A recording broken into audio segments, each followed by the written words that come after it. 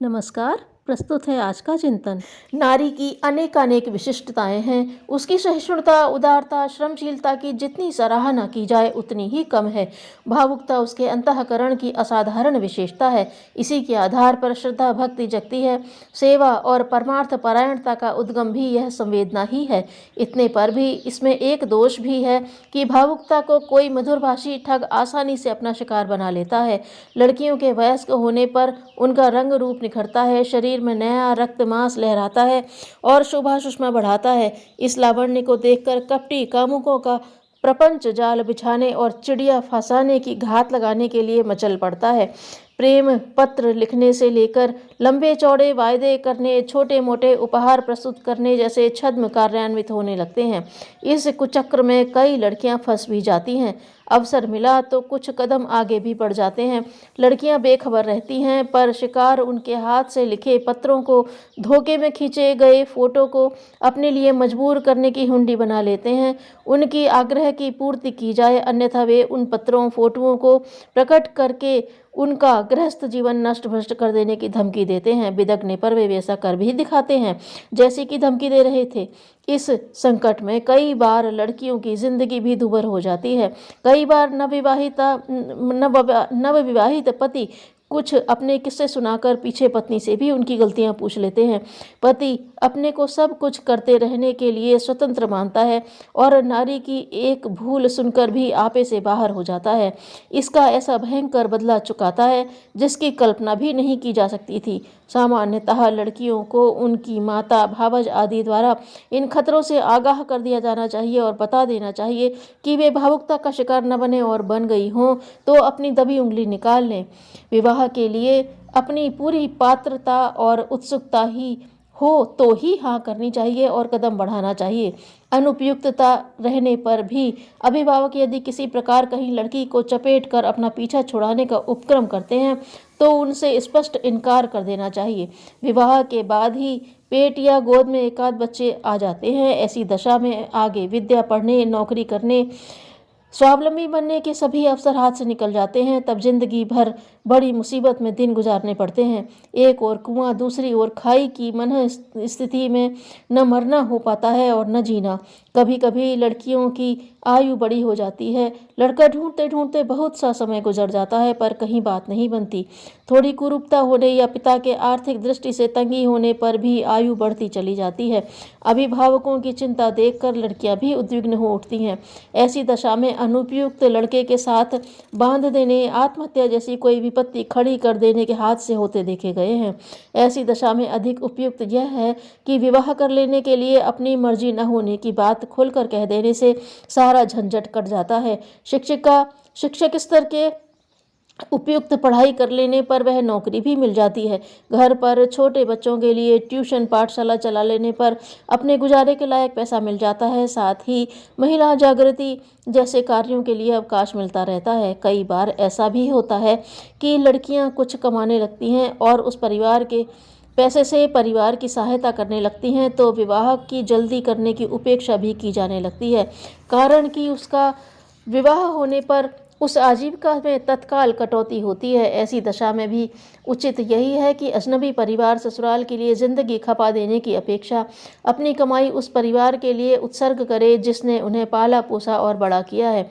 हर हालत में एक बात गांठ बांध लेनी चाहिए कि विवाह करना लड़की या लड़के किसी के लिए भी अनिवार्य नहीं है। यदि सरलता से उपयुक्त अवसर मिलता हो तो ही उसे स्वीकार करना चाहिए, अन्यथा जिस तरह कितने ही लोग ऐच्छिक या अनैच्छिक कारणों से अविवाहित रहते हैं, उसी प्रकार अपने को भी रहने की बात सोचनी पड़े तो इसमें अनहोनी या असाधारण जैसी कोई बात नहीं है। उपयुक्त सहचर मिले तो ही विवाह से लाभ है, अन्यथा अविवाहित जिंदगी काट लेने में भी कुछ असमंजस नहीं होना चाहिए। कुछ अपवादों को छोड़कर प्रायः सभी नर नारी परिवारों के बीच ही रहते हैं। इस समुदाय में नर नारी, छोटे बड़े, तरुण किशोर सभी होते हैं। इस समुदाय के बीच रिश्ते के हिसाब से पवित्र भाव अपनाने पड़ते हैं।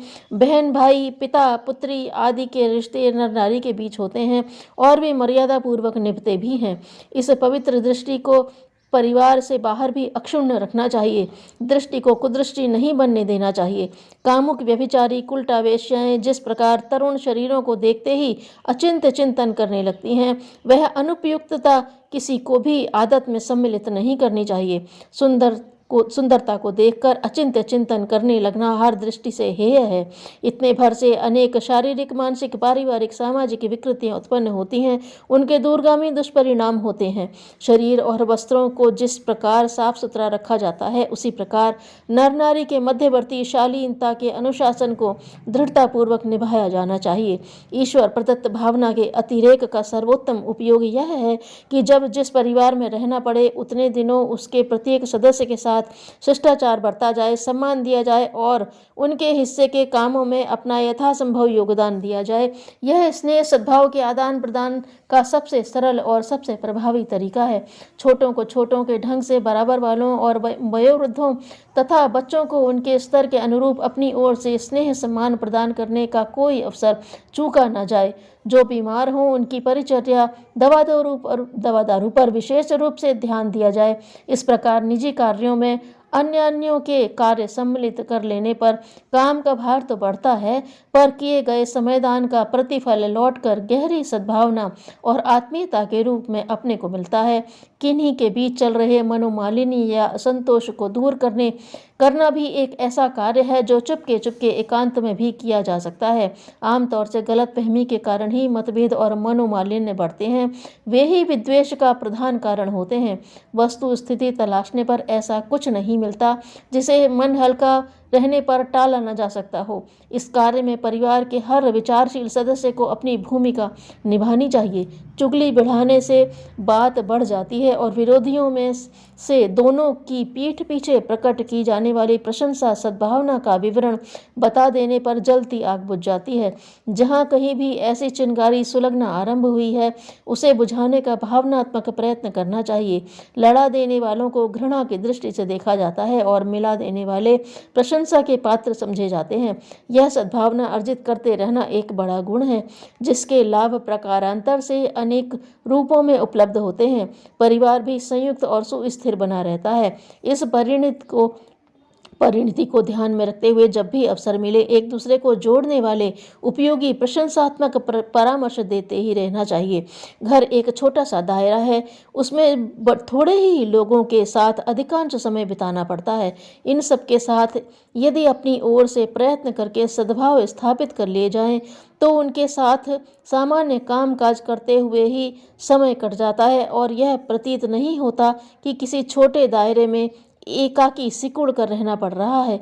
यदि अपने चिंतन में ही डूबा रहा जाए, अपनी ही कठिनाइयों पर सोचते रहा जाए, यही चिंतन चलते रहा जाए कि अपनी निजी सुविधाएं बढ़ाने के लिए क्या सोचा और क्या किया जाए, तो उस दशा में अलग रहने के ही भाव उठते हैं।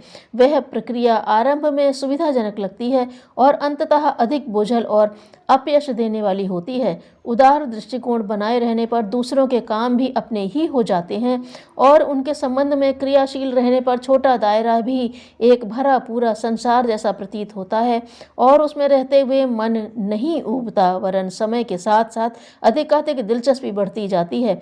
नारी जीवन का प्रत्यक्ष स्वरूप भारी, जटिल और नीरस होते हुए भी अपनी बुद्धिमत्ता से उसे सरस बनाया जा सकता है।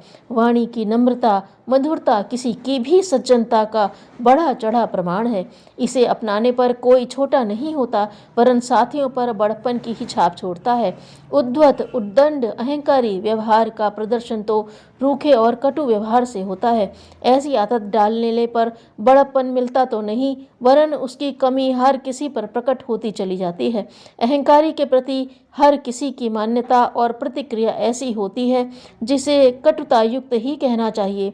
यह ऐसा दुर्गुण है जिसमें लाभ तो तनिक भी नहीं, हानि इतनी बड़ी है कि बिना किसी को हानि पहुंचाए अनेकों से शत्रुता जैसा संबंध विकसित होने लगता है। इस तथ्य को ध्यान में रखते हुए प्रयत्न यही करना चाहिए कि अपनी भाव संवेदना मधुर शिष्ट भाषण तथा सेवाभावी व्यवहार के रूप में प्रकट होती रहे। महिलाओं को गृह लक्ष्मी कहा गया है। यह नाम इसलिए दिया गया है कि वे घर की संपन्नता को सुरक्षित और सुविकसित स्थिति में रखती हैं। प्रत्यक्षतः वह कोई स्वतंत्र व्यवसाय तो नहीं करती जिससे धन कमाकर घर में जमा कर सके, पर मित व्ययता में कुशल होने पर वे खर्चों में असाधारण बचत कर सकती हैं। असावधानी से ढेरों क्षति होती हैं। वस्तुएं टूटती फूटती और बर्बाद होती रहती हैं, पर यदि उन्हें संभाल कर रखा जाए, थोड़ी सी अस्त व्यस्तता आते ही टूट फूट होते ही उसे संभालते रहा जाए तो घर साफ सुथरा सदा धदा और सुव्यवस्थित रहता है। घर भी एक प्रकार का शरीर है, भले ही वह किराए का ही क्यों न हो, पर यदि उसे स्वच्छ सुसज्जित रखा गया तो छोटा होने पर भी सर्वांग सुंदर प्रतीत होता रहेगा। जो आएगा घर की ही नहीं, उसकी सृजेत्री गृह लक्ष्मी की भी प्रशंसा करता चला जाएगा। विलासिता में, श्रृंगार में, नौकरी में कई घरों की अच्छी आजीविका भी समाप्त हो जाती है। इस पर बारीकी से दृष्टि रखी जाए और जो कार्य घर के लोगों का पारस्परिक सहयोग जुटाकर किया जा सकता हो, उसके लिए वैसा ही प्रबंध किया जाए। समय पर विभाजन गृह लक्ष्मी की सबसे बड़ी समय का विभाजन गृह लक्ष्मी की सबसे बड़ी बुद्धिमत्ता है। घर में कई लोग रहते हैं, पर सबकी आवश्यकताएं भिन्न भिन्न समय पर प्रकट होती हैं। इस प्रकार गृहिणी को दूसरों के कार्यों में निरंतर जुटा रहना पड़ता है। एक की फरमाइश पूरी हुई तो दूसरी आ धमकती है। इस अव्यवस्था का एक ही उपाय है कि परिवार का समय चार्ट हो। नियत समय पर काम करने की आदत सभी को डालनी चाहिए। इसमें पूरा परिवार अनुशासन में बंधता है। समय निर्धारित रहने पर गृहिणी को भी विश्राम के लिए शिक्षा एवं योग्यता बढ़ाने का अभ्यास करने का समय मिलता है। एकांत आपकी निजी आंतरिक प्रदेश में छिपी हुई महान शक्तियों को विकसित करने का साधन है। महान व्यक्तियों ने अपने सहारे ही संसार के महानतम कार्य संपन्न किए हैं। धन्यवाद।